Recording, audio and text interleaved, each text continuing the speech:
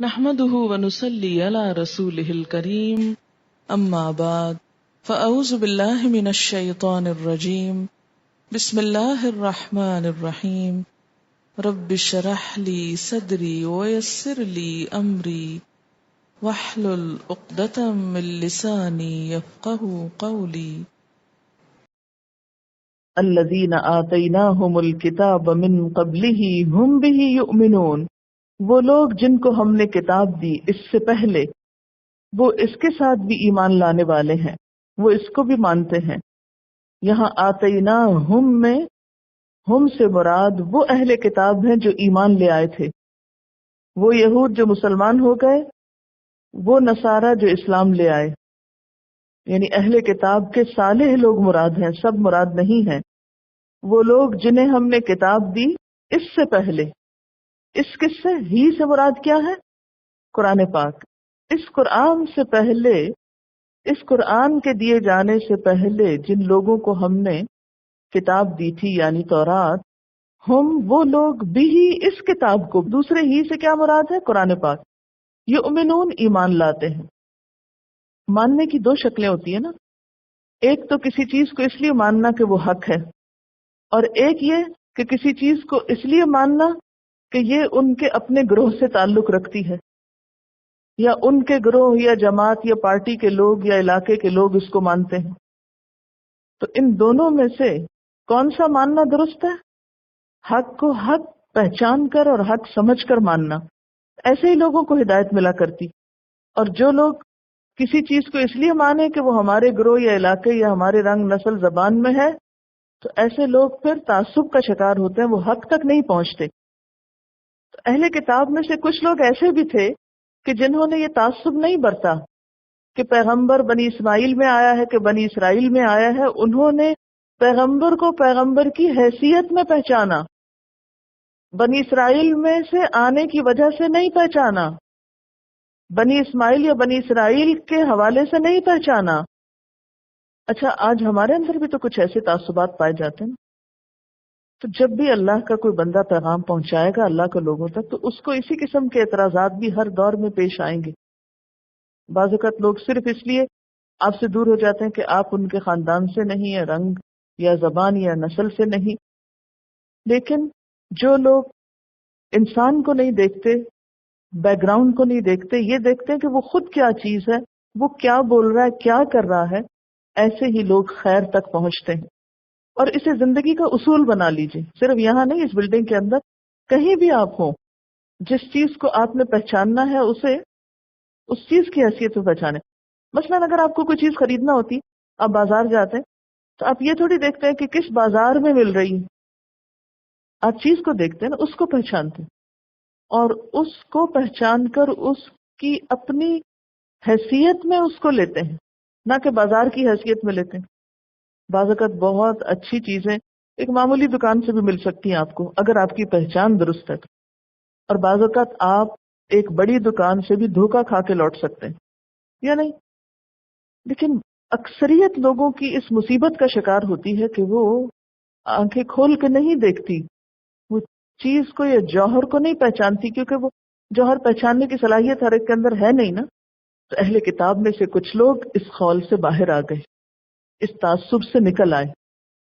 انہوں نے آپ صلی اللہ علیہ وسلم کو دیکھا، آپ کی علامات دیکھی، آپ کو پہچانا، آپ کو مان گئے، آپ کی بات مان گئے، آپ کے دوست بن گئے، آپ کے صحابہ میں شامل ہو گئے، آپ کا ساتھ دیا، آپ کے ساتھ مل کے قربانیاں کی۔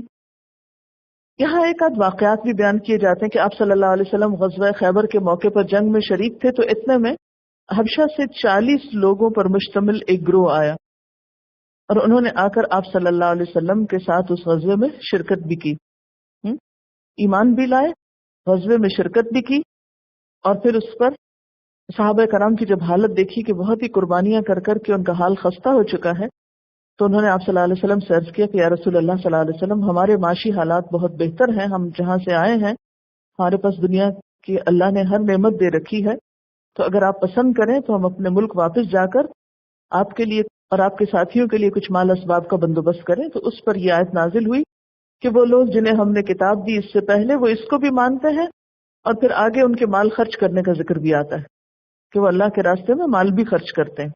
اچھا آج بھی آپ دیکھیں جب مال خرچ کرنے کی بات ہوتی ہے تو بعض اوقات ہم کاز کو نہیں دیکھتے کہ کس کاز کے لیے، کس کو دیکھتے ہیں؟ اپنے ہی کسی مفاد کو، جہاں ہمارا نام ہو یا جہاں ہمارے مخصوص مفادات کی تسکین ہو یا ان کی تکمیل ہو، تو وہاں پر ہم قربانی کرنے کو بھی تیار ہو جاتے ہیں۔ تو ہم میں سے ہر ایک کو اپنے سے پوچھنا چاہیے کہ میری دلچسپی دین کے ساتھ ہے یا کسی شخصیت کے ساتھ ہے؟ میری دلچسپی اللہ کی کتاب کے ساتھ ہے یا کسی خاص علاقے کے ساتھ ہے؟ میری دلچسپی اللہ کے دین کی وجہ سے ہے کسی کے ساتھ، یا پھر کسی برادری اور خاندان اور حسب نسب اور علاقے کی وجہ سے ہے؟ جو لوگ اللہ کی خاطر محبت کرتے ہیں وہ باقی سارے بیریئرز کو راستے سے ہٹا دیتے ہیں، وہ صرف اصل تک جا پہنچتے ہیں۔ اسی طرح ایک اور حدیث میں آتا ہے کہ حضرت سعید بن جبیر کی روایت ہے کہ حضرت جعفر اپنے ساتھیوں کے ساتھ جب ہجرت مدینہ سے پہلے حبشہ گئے اور نجاشی کے دربار میں اسلام کی تعلیمات پیش کی، تو نجاشی اور اس کے اہل دربار جو اہل کتاب تھے اور تورات اور انجیل میں آپ کی بشارت اور علامات دیکھ چکے تھے، ان کے دلوں میں اسی وقت اللہ نے ایمان کی صلاحیت پیدا کر دی اور ایمان ڈال دی اور وہ مسلمان ہو گئے۔ تو انہی کی طرف اشارہ ہے، یعنی ایک طرف ہٹ دھرم لوگوں کی بات کی گئی اور دوسری طرف پھر انصاف پسند لوگوں کی بات۔ اور یہ کیسے لوگ ہیں؟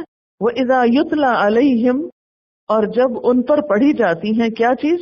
ہماری آیات، قالوا کہتے ہیں، آمنا بِهِ، ہم اس پر ایمان لے آئے، انہ الحق من ربنا، یہ تو حق ہے ہمارے رب کی طرف سے آیا ہے۔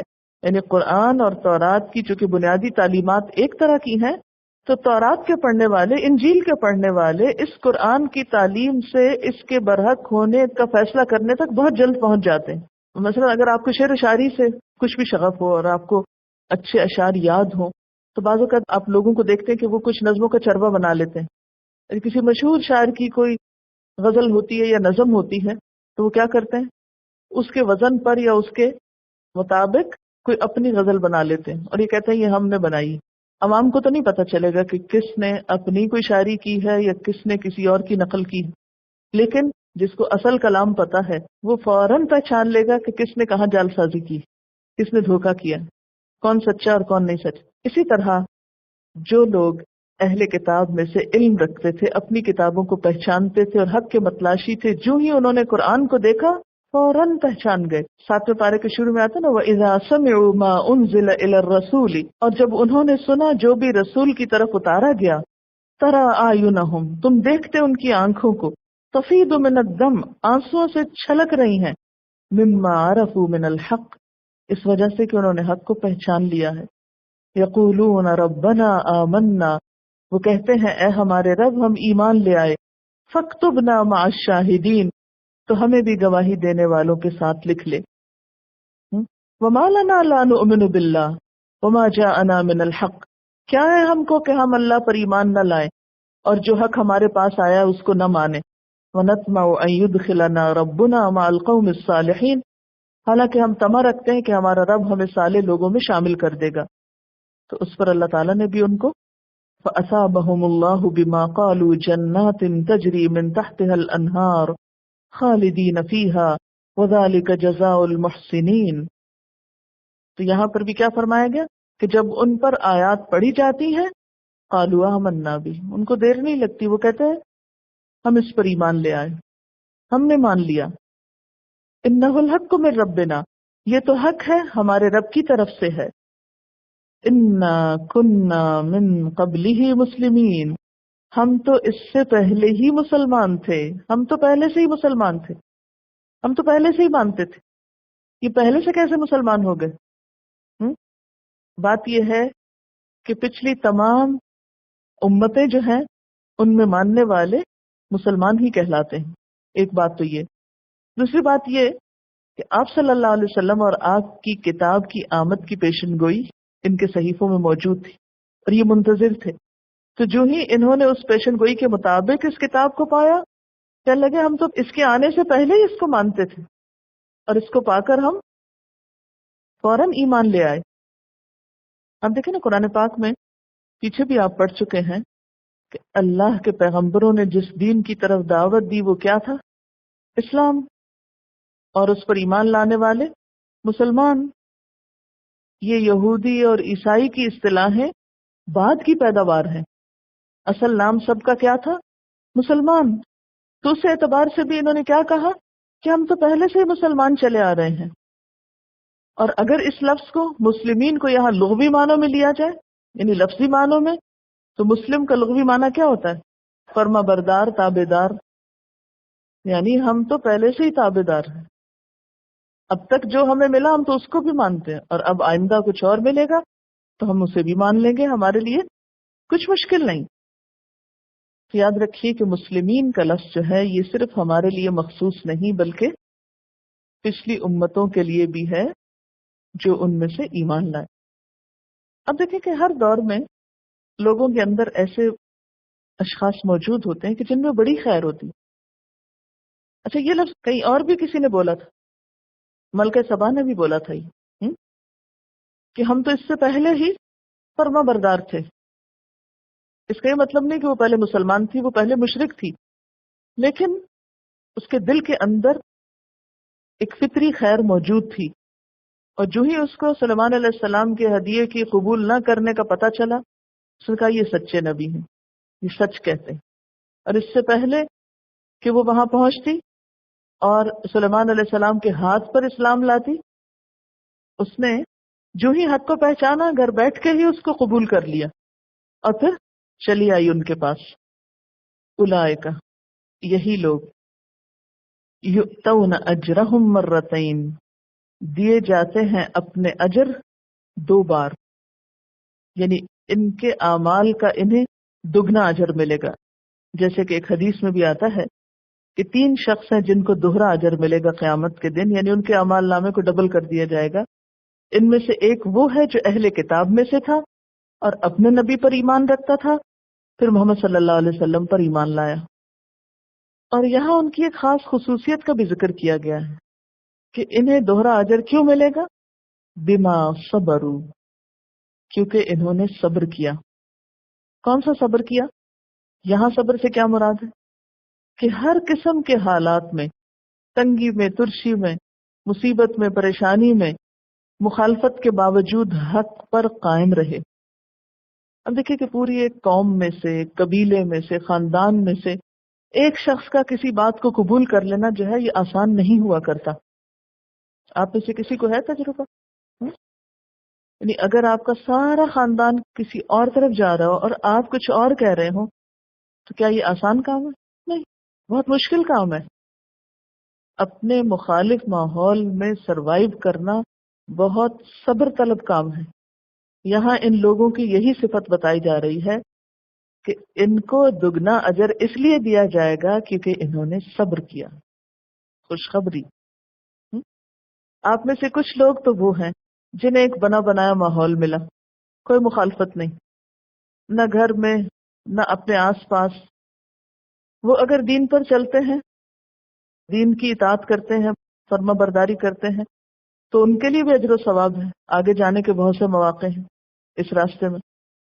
لیکن وہ لوگ کہ جن کے آس پاس کا سارا ماحول ان کے اپوزٹ ہے، ان کے خلاف ہے، طرح طرح کی مشکلات ہیں، کوئی ان کا ہمدرد نہیں، کوئی غمگسار نہیں، کوئی سپورٹ کرنے والا نہیں، کوئی ساتھ دینے والا نہیں، ان کا ان مشکلات کے باوجود دین پر جمے رہنا زیادہ مشکل ہے. اور پھر صرف جمے نہیں رہنا بلکہ آگے بڑھ جانا، تو آخر وہ کیوں نہ دوہرا اجر پائیں. اس سے کیا پتہ چلتا ہے کہ کسی طرح کے حالات سے بھی مایوس نہیں ہونا چاہیے. اصل میں ایک رویہ ہوتا ہے بہانے بنانے کا. جب کوئی کام کرنے کو خود دل نہ چاہ رہا ہو نا تو ہم فوراً کوئی بہانہ گھڑ لاتے ہیں. یہ کام میں اس لیے نہیں کر سکتی کیونکہ ماحول ہی نہیں ہے گھر کا ٹھیک، کوئی ساتھ دینے والا ہی نہیں، کوئی ہماری سمجھتا ہی نہیں، کوئی سپورٹ ہی نہیں کرتا ہم کو. ایسے ایسے غم کے قصے کہ واقعی دوسرا پسیج جائے اور ترس کھانے لگے کہ آپ کس مشکل میں. اور کچھ اور لوگ ہیں وہ ان باتوں کو کنسیڈر ہی نہیں کرتے، اس لیے کہ انہیں پتا ہے کہ فلاح کا راستہ اگر کوئی ہے تو اللہ کی اطاعت میں ہے، کسی اور چیز میں ہے ہی نہیں، کوئی ہمارے پاس اور چوائس ہی نہیں ہے. اس لیے کوئی ساتھ دے یا نہ دے ہمیں تو چلنا ہے. جب تک چل سکے چلتے رہیں گے، جب بٹھا دیا گیا تو بھی ہم اپنی نگاہیں منزل پر ہی رکھیں گے. جیسے کسی نے کہا تھا نا کہ اگر میرے سارے جسم میں حرکت کی سکت باقی نہ رہے اور میری صرف نگاہیں بھی دیکھتی ہوں، جب تک میری نگاہیں دیکھتی ہوں گی میں اپنی منزل کو ہی دیکھتا رہوں گا. وہ دائیں بائیں دیکھتے ہی نہیں ہیں کیونکہ ان کو روشنی سامنے نظر آ رہی ہے. ان کے لیے دائیں بائیں میں کوئی اٹریکشن نہیں. اپنے دین کے لیے چنا، کیونکہ من یرد اللہ بہ خیرا یفقہہ فی الدین. اللہ جس کے ساتھ بھلائی کا ارادہ کرتا ہے اس کو دین کی سمجھ دے دیتا ہے. تو ایسی صورت میں جو لوگ بما صبر کریں ان کے لیے دوہرا اجر.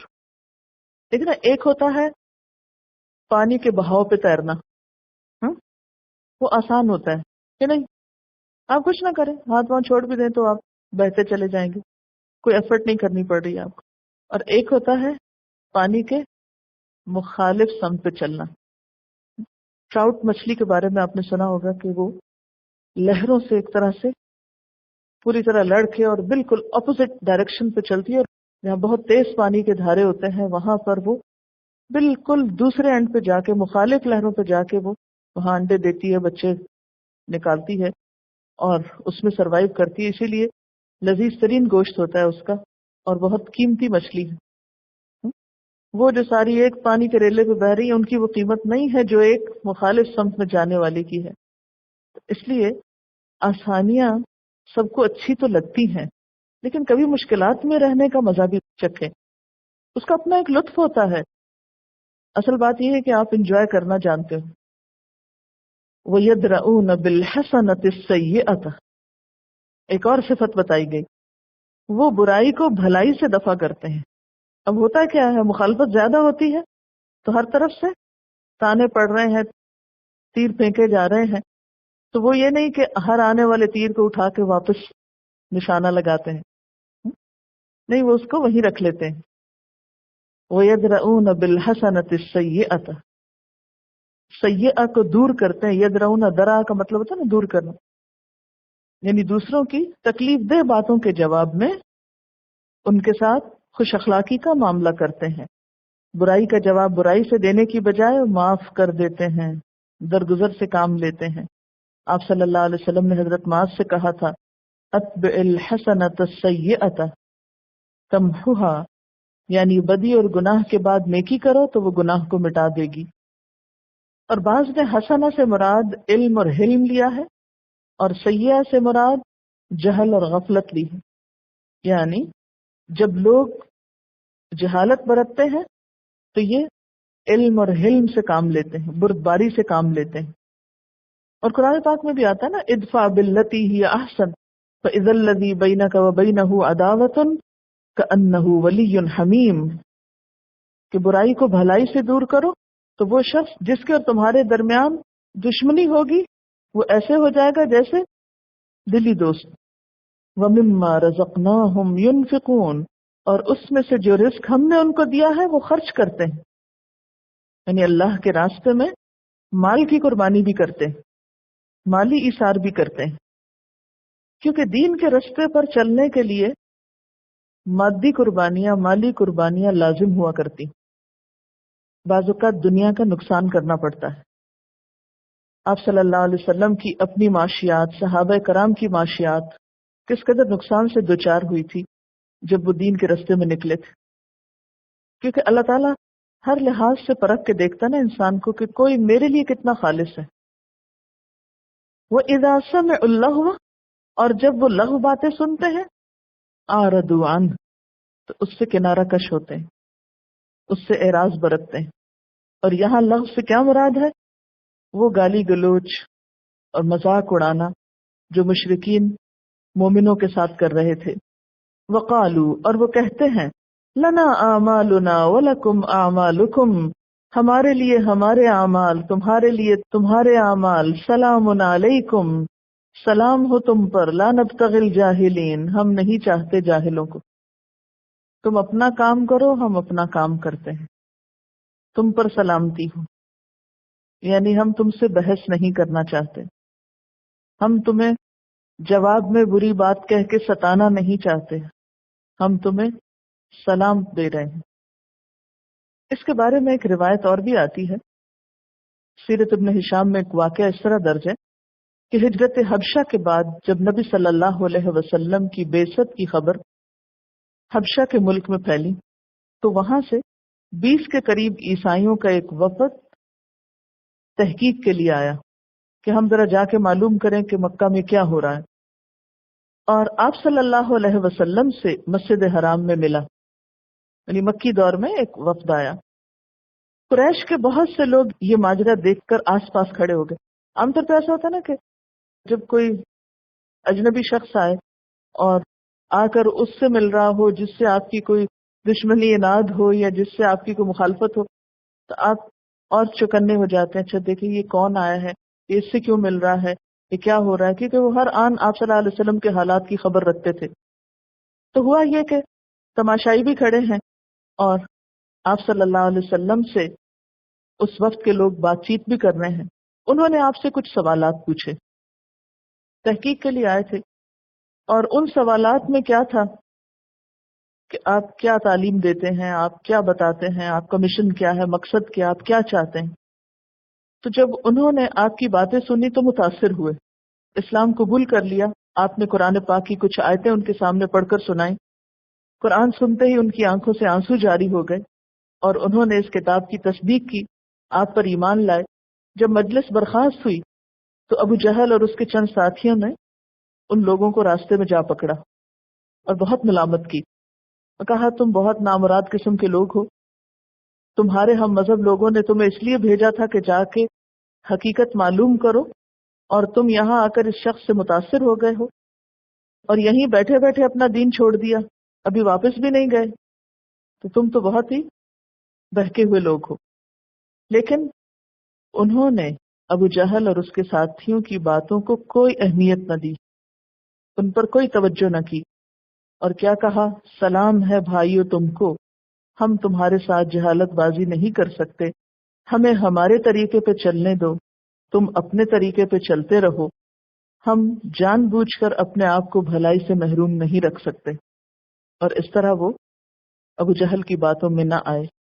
ان لوگوں کے حالات دراصل ان آیات میں بھی بتائے گئے ہیں کہ وہ لوگ جنہیں ہم نے کتاب دی اس سے پہلے وہ اس کتاب کو بھی مانتے ہیں، جب ان کو یہ سنائی جاتی ہے کتاب تو کہتے ہیں ہم اس پہ ایمان لائے، یہ واقعی سچ ہے، ہمارے رب کی طرف سے ہے، ہم تو پہلے سے ہی مسلم تھے۔ یہ وہ لوگ ہیں جنہیں ان کا اجر 2 بار دیا جائے گا اس ثابت قدمی کے بدلے جو انہوں نے دکھائی، بما صبروا، اور صبر ابو جہل اور اس کے ساتھیوں کے باتوں کے جواب میں جو برتا اور ثابت قدمی، کیونکہ صبر کا ایک معنی جم جانا بھی ہوتا ہے نا، اور وہ برائی کو بھلائی سے دفع کرتے ہیں، یہ نہیں کہ ان سے لڑنے جھگڑنے کھڑے ہو گئے، اور جو کچھ ہم نے انہیں رزق دیا اس میں سے خرچ کرتے ہیں۔ اور جب انہوں نے بےہودہ بات سنی تو یہ کہہ کر اس سے کنارہ کش ہو گئے کہ ہمارے اعمال ہمارے لیے اور تمہارے اعمال تمہارے لیے، تم کو سلام ہے، ہم جاہلوں کا سا طریقہ اختیار نہیں کرنا چاہتے۔ وقالو، اور وہ کہتے ہیں، ان نتبع الہدی معک نتخطف من ارضنا، اگر ہم تمہارے ساتھ اس ہدایت کی پیروی اختیار کر لیں تو اپنی زمین سے اچک لیے جائیں گے۔ اب یہاں وہ وجہ کھل گئی کہ جس کی بنا پر یہ ہدایت قبول نہیں کر رہے تھے، ان کا وہ خوف سامنے آ گیا، وہ خوف جو کل تک ان کے دلوں میں چھپا ہوا تھا آج ان کی زبان پہ آ گیا، اور وہ کیا تھا؟ اپنی معاشیات کے نقصان کا خوف۔ اسلام کو قبول کرنے پر وقتی طور پر انسان کو جو کچھ پریشانیاں آتی ہیں یا کچھ چیزیں لوز کرنی پڑتی ہیں، کچھ محبتیں یا کچھ دنیاوی مادی فائدے، اس کا خوف۔ اور آپ دیکھیے کہ یہ صرف اہل مکہ میں ہی نہیں تھا، بلکہ آج بھی آپ دیکھیں کہ بہت سے لوگ دین کی طرف کیوں نہیں آتے؟ وہ ڈرتے ہیں کچھ باتوں سے۔ کوئی تو ڈرتا ہے کہ نہیں پھر میں یہ نوکری نہیں کر سکوں گا کیونکہ یہ اسلام میں منع ہے، پتہ ہوتا ہے منع ہے، پھر بھی کرتے رہتے۔ کوئی کہتا ہے کہ ہم ایسا لباس نہیں پہن سکیں گے، اس لیے ہم یہ سب کچھ نہیں جاننا چاہتے یا پڑھنا چاہتے۔ اور اسی طرح کچھ اور لوگوں کو اپنی کسی فیم کی یا پریسٹیج کی یا کسی اور چیز کی فکر ہوتی۔ ان اہل مکہ کو کیا فکر تھی کہ اگر ہم محمد صلی اللہ علیہ وسلم کی تابعداری کریں گے تو ہماری سے نہیں رہے گی، یہ جو ہماری سرداری ہے یہ ختم ہو جائے گی، کیونکہ آپ جانتے ہیں نا کہ قریش بطور خاص سارے عرب والوں کے لیے ایک امام اور پیشوا کی حیثیت رکھتے تھے. کیوں؟ اس لیے کہ یہ کعبہ کے مجاور تھے، کعبہ کے مالک تھے. سارے عرب کی ہمدردیاں حاصل کرنے کے لیے انہوں نے طریقہ کیا اختیار کیا کہ سب قبیلوں کے جو بت تھے وہ لا کے خانہ کعبہ میں رکھ لیے. اسی لیے تو 360 بن گئے تھے. وہ سارے لا کے اندر رکھ لیے اور سب سے کہا کہ ٹھیک ہے تم سب آؤ یہاں طواف کرو. جس جگہ پر ہم ہیں یہ ایک مرکزی جگہ ہے، یہاں سب پہلے ہی حج وغیرہ کے لیے آتے تھے. تو سیاسی طور پر انہوں نے سارے قبائل کی حمایت حاصل کرنے کے لیے ان کے مذہبی نشانات یا سمبلز کو لا کے کعبہ میں رکھ لیا اور اس طرح ان سب کی ہمدردیاں حاصل کر لی. اور پھر یہ ان سب کے سردار بن گئے اور جتنے بھی نظر نیاز ان بتوں کے نام پہ آتی تھی وہ سب ان کے گھروں میں جاتی تھی. اور اس طرح یہ دنیاوی اعتبار سے بھی بہت اہم مقام پر فائز تھے. اب ان کو ڈر یہ تھا کہ اگر ہم ان بتوں کی مخالفت کرتے ہیں اور ہم ان بتوں کو نگیٹ کرتے ہیں تو ہماری سرداری جائے گی. وہ سب لوگ جو ان بتوں کی وجہ سے ہم کو نذرانے لا کے دیتے ہیں اور ان کی وجہ سے ہمیں بڑا سمجھتے ہیں تو وہ سب تو ہم سے منہ موڑ لیں گے، وہ سب تو ناراض ہو جائیں گے. اور ان کی ناراضگی کے فکر نے ان کو ہدایت سے دور کر رکھا تھا، کیونکہ ان کا خاندان ایسے ہی تھا نا جیسے ہمارے ہاں جیسے بڑے خاندان ہوتے ہیں، جیسے پیروں کے خاندان ہوتے ہیں مثلاً. تو وہ اس خاص علاقے کے لیے ایک مرجع کی حیثیت. مرجع کا کیا مطلب ہوتا ہے کہ سب وہیں آ کے لوٹتے.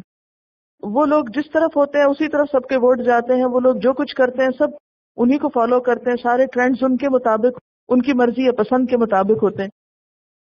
اسی لیے ان لوگوں کے لیے ہدایت کو قبول کرنا، اپنے طریقے کو جو غلط ہو اسے چھوڑ کر صحیح طریقے کو اختیار کرنا بہت مشکل ہوتا ہے. کسی بھی قوم کے اشرافیہ کے لیے یا ایلیٹ کے لیے یا مرجع خلائق لوگوں کے لیے دین کی طرف آنا اس لیے بھی مشکل ہوتا ہے کہ ان کے اس طرف آنے سے ان کے جو فالوورز ہیں جب وہ نہیں اس طرف آنا چاہتے تو وہ ان کو چھوڑ دیتے ہیں. تو انہیں یہ خوف ہوتا ہے کہ یہ ہمیں چھوڑ دیں گے، پھر ہماری بڑائی جائے گی. وہ جو حب جاہ ہے انسان کے دل میں کہ دوسرے مجھے بڑا مان لیں اور مجھے فائدے پہنچائیں، اس پہ زد پڑتی تھی یا اس کو نقصان ہوتا تھا. تو اس لیے انہوں نے کیا بہانہ کیا کہ یہ تو جو پورے ملک پہ ہمارا اقتدار ہے یہ چلا جائے گا، اور اس دین شرک کی وجہ سے جو برکتیں ہم کو حاصل ہیں، ان دیویوں دیوتاؤں کی وجہ سے، ان کے نام کی خیر و برکت سے جو کچھ ہمیں مل رہا ہے وہ سب چلا جائے گا. اب آپ دیکھیں کہ انسان کی سوچ کتنی چھوٹی ہوتی ہے نا، کتنی تنگ نظر ہوتی ہے. آپ صلی اللہ علیہ وسلم نے ان کو کیا آفر کیا تھا؟ ایک کلمہ پڑھو، عرب کیا عجم کے بھی سردار ہو جاؤ.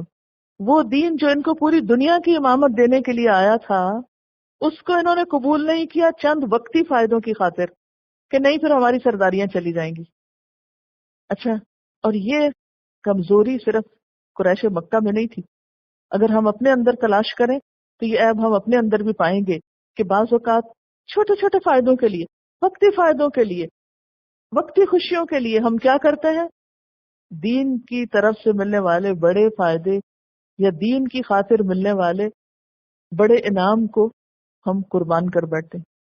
کیا ہم میں سے ہر ایک آخرت کو بھول کر دنیا کی خوشیوں کے پیچھے ہی نہیں دوڑ رہا اور اس میں حلال حرام تک کی پرواہ ہم نہیں کرتے، چھوٹے چھوٹے فائدوں کے پیچھے بھاگتے رہتے ہیں؟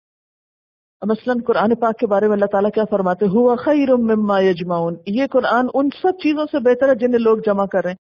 کتنے لوگ ہیں جو ان چیزوں کو جمع کرنا چھوڑ کر اس کو جمع کریں؟ ان دنیا کی خوشیوں کو یا اچیومنٹس کو یا دنیاوی عزت کے حصول کی چیزوں کو قربان کر کے اللہ کی نظر میں خیر مما یجمعون کو لیں؟